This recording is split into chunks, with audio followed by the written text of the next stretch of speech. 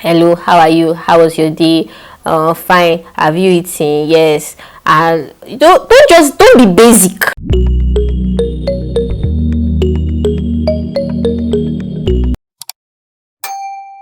Hey guys, welcome to my channel. My name is Norma Odidi and I make videos on faith, love and general life.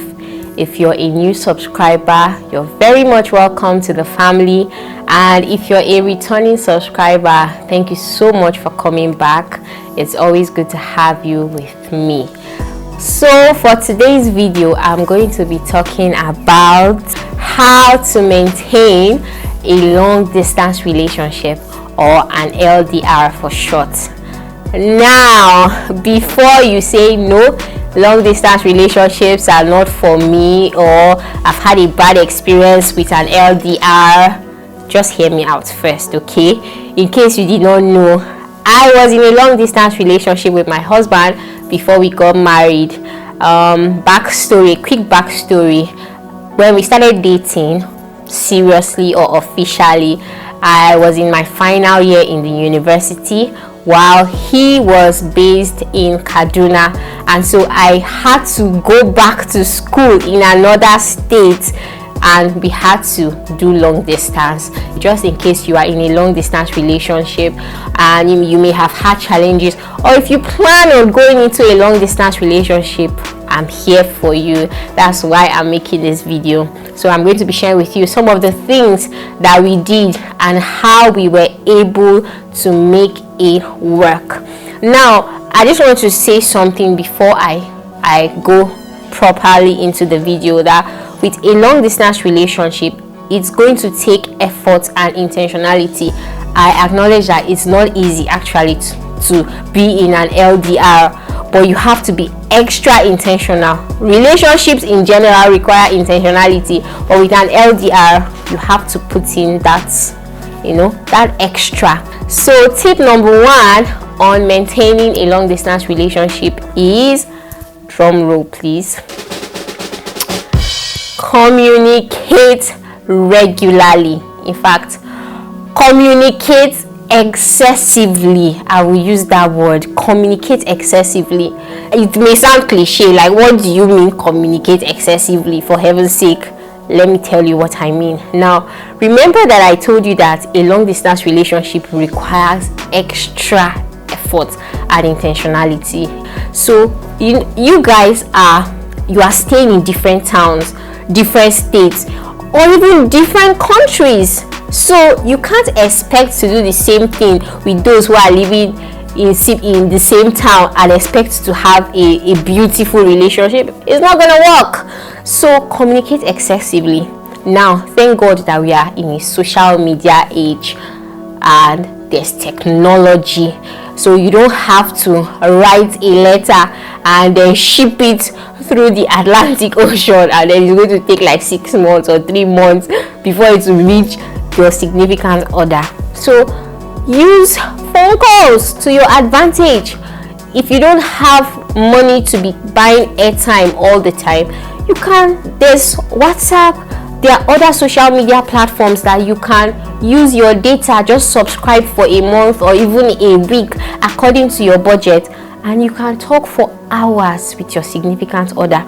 So don't limit yourself, because I've spoken with some friends and other people who have been in long distance relationships, and when I ask them how often they speak, like, oh, the last time he called or the last time we spoke was like maybe 1 month ago. It's almost as if they are just in a relationship bearing the title of boyfriend and girlfriend, but there's no intimacy, there's no friendship.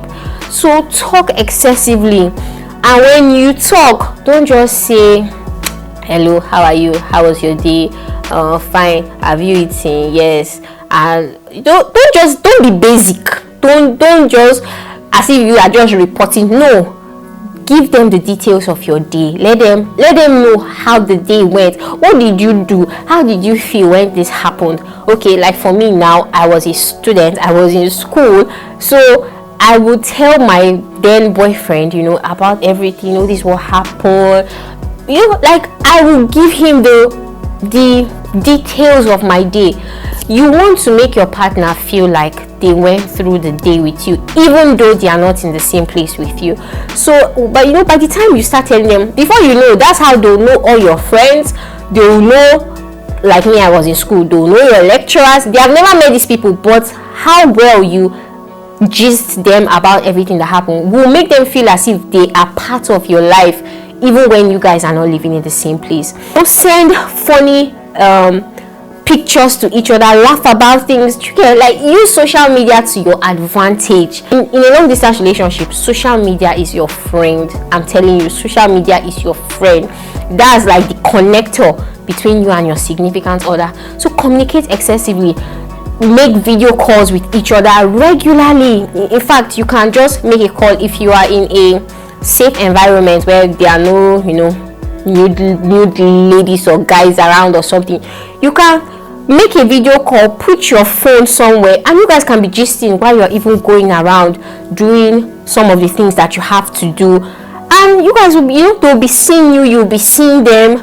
It's a great way, you know, to build the bond and the friendship between both of you, and that way you almost totally forget that you guys are not together. So that's tip number 1. Tip number 2 is plan physical meetups at intervals. Now, what do I mean by this? Let's say, okay, for me now, the case was that I had breaks to look forward to meet my boyfriend as at that time, because like I said earlier, I was in school. So when there was a break, I would come back home and we would meet. But what about someone else that maybe they are not in school, or maybe one is working or something? They may not have that kind of opportunity to see each other, or you know, they may not have an already made opportunity to meet each other. What should they do? You plan. You guys can check your schedules, you know, and say, okay, how can we make this work? How can we see? Because it helps you. There's something it does to your mind, you know, and it also helps you put in the work to maintain the relationship, because there's a goal in sight. Like, there's something to look forward to, there's something to add flavor to the relationship. And then when you guys are going to meet each other, there's just something it does. There's this excitement it creates, you know, this anticipation that is good for the relationship. So plan.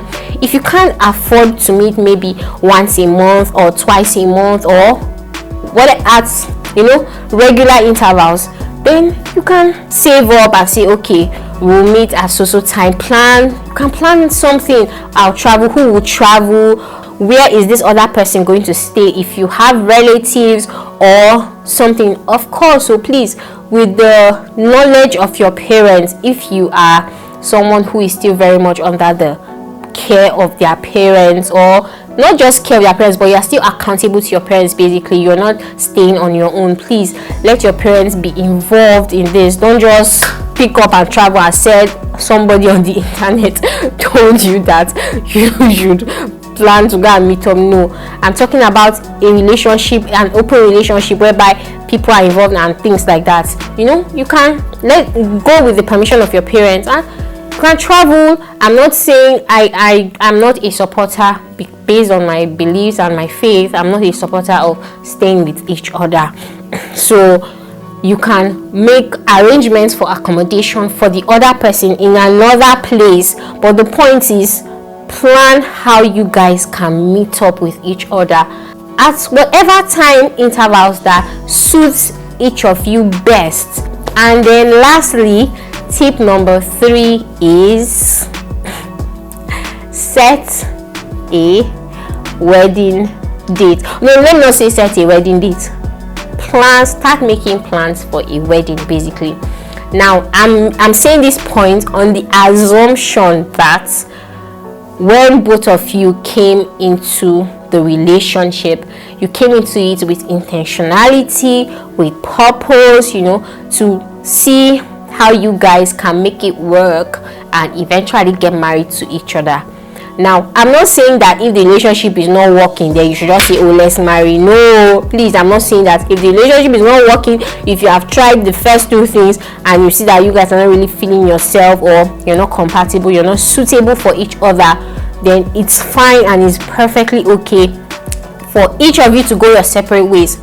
But on the other hand, if you see that, oh, this relationship is making sense, in fact, we're going more and more in love, we communicate excessively, you know, we meet at intervals, and with each meeting, we just seem to, like, the relationship is just flowing, and you guys are like growing together, then what are you waiting for? If you've found out that you're both ready to get married and marriage is the next thing on your plate, then why not? What are you waiting for? Instead of dragging out the relationship and giving room for other factors to come into play that can be very harmful to the relationship, why not plan towards a wedding?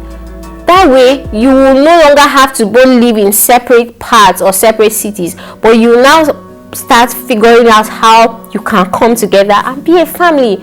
And before you know it, the long distance thing is going to come to an end and you guys are going to be in the same house. So plan towards a wedding. Don't just stretch it out. That's if you are in an intentional relationship. So guys, I've come to the end of today's video. I hope you took something out of this video, and I also hope that you plan to put it into practice. If you are in a long distance relationship, I'd really love to know, how is it going? You know, how are you guys maintaining the relationship? If you were in a long distance relationship before and it did not work out, you can share with us, why didn't it work? If you're married and you were in a long distance relationship before your marriage, how did you guys make it work? I really love to know. So you can leave all that in the comment section, and if you enjoyed this video, give it a thumbs up. And if you're watching and you're not yet subscribed to my channel, why hit the subscribe button, and don't forget to click on the notification bell so that you can be notified whenever I post new videos. Well, thank you so much for watching this video, and I hope you enjoyed it. Until my next video, bye. My name is Norma Odidi as usual. No! My name is... Oh, welcome back, Norma.